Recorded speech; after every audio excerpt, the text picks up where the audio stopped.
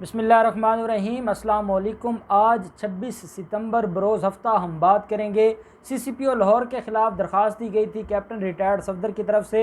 ये दो दरख्वास्तें हैं जिनके ऊपर समाअत हुई है। इजाज़ अहमद गोंदल साहब हैं, एडिशनल सेशन जज साहब लाहौर। एक दरख्वास्त के ऊपर हेयरिंग कल थी 25 सितंबर को, और एक के ऊपर जो हेयरिंग है वो आज थी।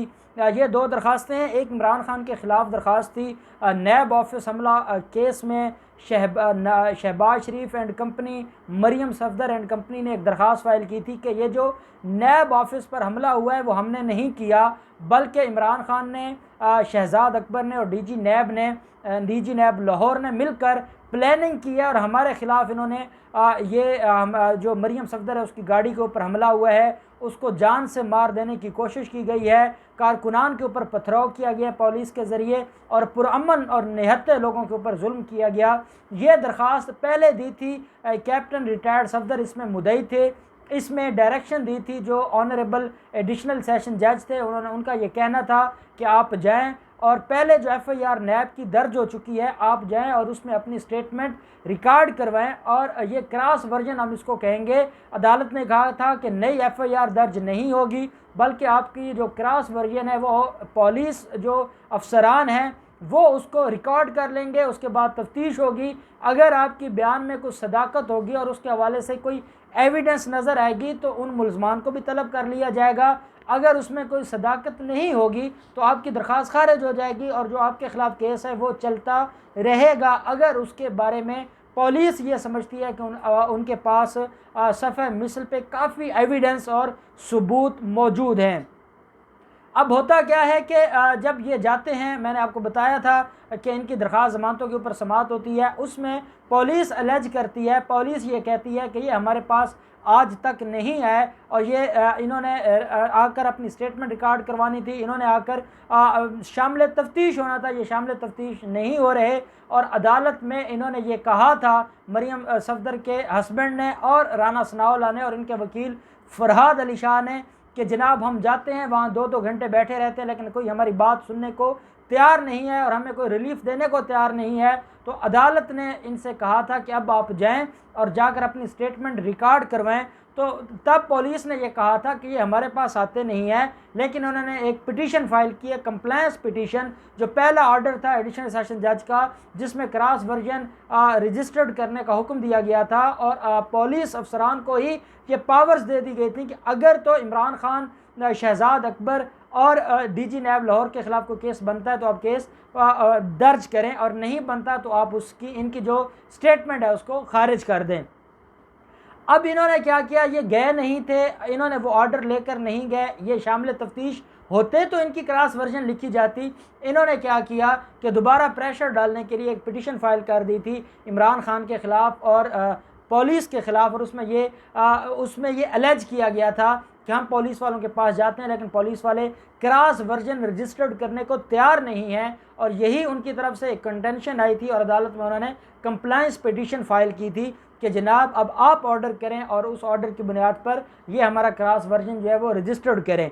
अब उसके ऊपर समाअत कल थी, रिपोर्ट आ गई है पुलिस की रिपोर्ट में ये बात सामने आ गई कि ये हमारे पास आए ही नहीं, इन्होंने ना हमें अपना बयान रिकॉर्ड करवाया है, बयान रिकॉर्ड करवाते तो हम इनके जो क्रॉस वर्जन है उसको दर्ज करते और फिर हम उसकी बुनियाद पर जो सारी की सारी जो इनसे मटीरियल एविडेंस थी, जो इनके पास सबूत थे, वो ये जमा करवाते और हम उसने इनके जिन लोगों के ख़िलाफ़ ये इल्ज़ाम लगा के आए हैं हम उनके ख़िलाफ़ कार्रवाई करते। अब क्योंकि ये हमारे पास आए नहीं हैं तो अगर ये हमारे पास आ जाएं तो हम रिकॉर्ड कर लेंगे इनकी स्टेटमेंट, हमें कोई एतराज़ नहीं है। ये रिपोर्ट उन्होंने कल सबमिट करवा दी अदालत में। जब उन्होंने ये रिपोर्ट सबमिट करवा दी तो फरहाद अली शाह साहब और कैप्टन रिटायर्ड सफदर इन्होंने बहस करनी थी, इन्होंने बहस न की और अदालत ने आखिरी मौका दिया है। अब देखें, जो दरख्वास्त देता है हमेशा विजिलेंट वो होता है, वो जाके बहस करता है, वो जाके जजेस को रिक्वेस्ट करते हैं। दूसरी पार्टी अगर तारीख लेने की कोशिश करती है तो जो उसमें साइल होता है उसकी कोशिश होती है कि जल्द अज जल्द, क्योंकि एक तरफ ये अलेज करते हैं कि इनके ऊपर बहुत ज़्यादा प्रेशर है और उस प्रेशर की वजह से इनके लिए बड़े मसाइल हैं, तो ये अलेज तो ये करते हैं, तो अगर प्रेशर है तो ये बहस करते और अपने हक में फ़ैसला करवाते और फिर पुलिस वालों के पास जाते। तो क्योंकि ये इनके पास कोई एविडेंस नहीं है और क्योंकि ये ख़ुद तफ्तीश में नहीं शामिल होना चाहते और ख़ुद ये जो अवॉइड कर रहे हैं शामिल तफ्तीश होने से, इसलिए ये भागे और इन्होंने बहस नहीं की। और अदालत ने 2 अक्टूबर की उसमें आखिरी मौका इनको दिया था कि आप या तो बहस करें या अदालत फिर फ़ाइल पढ़कर इसके ऊपर फ़ैसला दे देगी। आज इन्होंने दरख्वास्त फ़ाइल की हुई थी CCPO लाहौर के ख़िलाफ़, जो उन्होंने हरासमेंट की दरख्वास्त फ़ाइल की थी और उसमें बड़ी मज़े की आज हेयरिंग है। और उसकी वजह यह है कि CCPO लाहौर की तरफ से एक ऑफिसर आया है, वो रिपोर्ट लेकर आया है और CCPO लाहौर की हर रिपोर्ट ही बड़ी दिलचस्प होती है। वो मैंने पढ़ी है, इजाज़ अहमद गोंदल साहब की ये अदालत है, एडिशनल सेशन जज साहब की अदालत है, वहाँ पे वो रिपोर्ट आई है और CCPO लाहौर ने ये लिखा है ऑनरेबल जज को और उनकी खिदमत में ये गुजारिश की है कि जनाब ये मेरे ख़िलाफ़ एलिगेशन लगा रहे हैं कि मैंने इनको हरासा किया है या मैं इनके कारकुनान के घरों में छापे मारता हूँ या मैं कुछ करता हूँ। तो उन्होंने कहा जनाब ऐसी कोई बात नहीं है। पहली बात तो ये है कि ये सारे का सारा झूठ है। दूसरी बात उन्होंने ये की है कि ये जो मुद्दई हैं ये नैब ऑफिस हमला केस में ये मरकज़ी मुलज़म हैं और इनकी दरख्वास्त ज़मानतें चल रही हैं और ये अलेज करते हैं और ये मीडिया के सामने भी कहते हैं कि मैंने इनके ख़िलाफ़ 780 लगवाई है। हालांकि पहले इनके खिलाफ FIR दर्ज हुई थी मेरी अपॉइंटमेंट से पहले और 780 का प्रोसेस भी पहले से चल रहा था, वो मैंने नहीं करवाया। दूसरी बात वो कहते हैं कि अगर मैंने कोई कानूनी बात थी, कोई कानून के मुताबिक कार्रवाई बनती थी तो बतौर सीनियर ऑफिसर मेरी जिम्मेदारी थी कि मैं उसको कानून के मुताबिक उसके ऊपर अमल करवाता। तो अगर इनके ख़िलाफ़ 780 बनती थी और मैंने कानून के मुताबिक वो लगवा दी है तो ये हरासमेंट कैसी है? ये क्यों मेरे ख़िलाफ़ झूठी दरख्वास्तें देकर जो है वो अदालत का टाइम वेस्ट कर रहे हैं? और मुझे ये बेसिकली तो ये मुझे हरासा कह रहे हैं और मुझे ये बता रहे हैं कि अगर आपने हमारे ख़िलाफ़ कानूनी कार्रवाई की तो हम आपके ख़िलाफ़ गैर कानूनी दरख्वास्तें देंगे।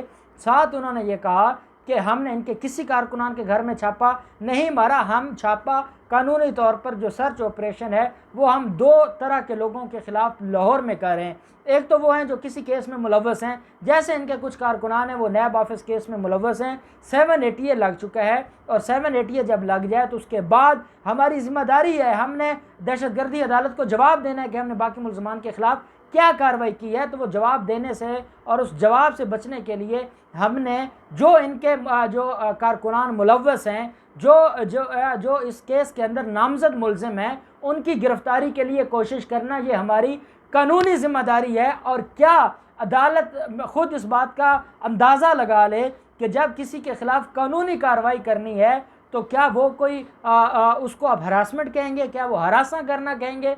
साथ CCPO लाहौर ने लिखा कि हमने आजकल कब्ज़ा माफिया के ख़िलाफ़ कार्रवाइयाँ की हुई हैं। अब कब्ज़ा माफिया में मुख्तलिफ़ जमातों के लोग हैं।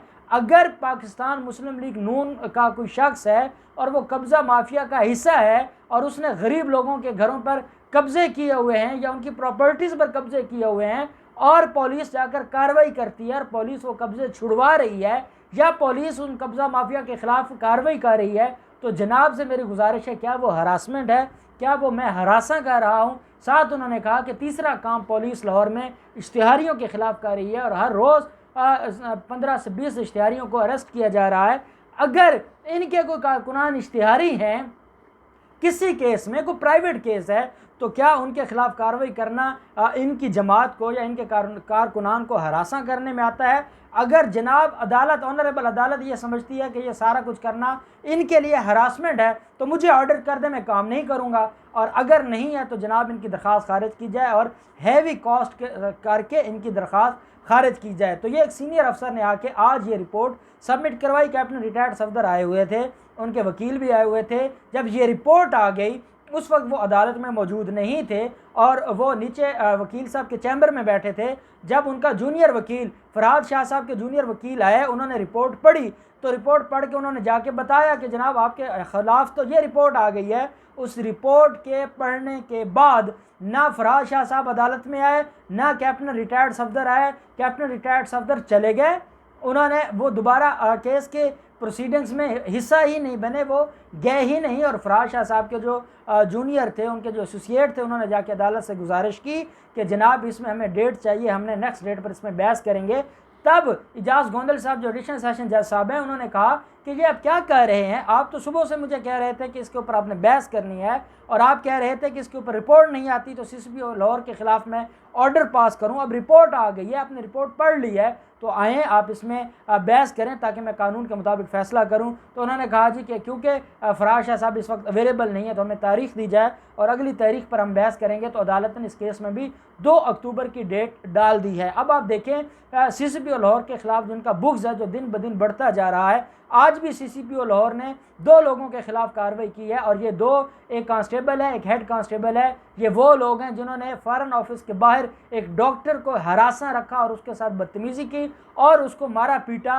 और CCPO लाहौर ने उनको ना सिर्फ उनके खिलाफ मुकदमा दर्ज किया बल्कि उनको गिरफ्तार भी करवा दिया है। पुलिस में ऐसा नहीं था, पुलिस में ऐसा कल्चर था ही नहीं कि अगर कोई पुलिस वाला किसी के साथ ज्यादती करे तो उसके खिलाफ कार्रवाई हो। पुलिस में ऐसा नहीं होता था और यही वजह है कि अब पुलिस इसको हजम नहीं कर पा रही। और साथ आज CCPO लाहौर के दफ्तर से एक मुरासला जारी किया गया है कि अगर आपको किसी पुलिस वाले से कोई शिकायत है तो CCPO लाहौर का अफसर 24 घंटे के लिए ऑफिस खुला है, आप आएँ और अपनी कंप्लेंट्स फाइल करें। CCPO लाहौर उनके खिलाफ कानून के मुताबिक कार्रवाई करेगा। मैं समझता हूं कि अगर ऐसा हो जाए तो ये पुलिस की, पंजाब पुलिस और लाहौर पुलिस की हिस्ट्री में ये एक इनकलाब होगा और ये वाकई बहुत बड़ी कार्रवाई होगी। और यही वजह है कि ये जो सिसिलियन माफिया है इनको ये बर्दाश्त नहीं है और ये CCPO लाहौर के ख़िलाफ़ दरख्वास्तें देते रहते हैं और जब बारी आती है, जब इनके ख़िलाफ़ रिपोर्टें आ जाती हैं, तब ये भाग जाते हैं और ये सामना नहीं करते। अब देखते हैं कि 2 अक्टूबर को इन केसेस में क्या कार्रवाई होती है।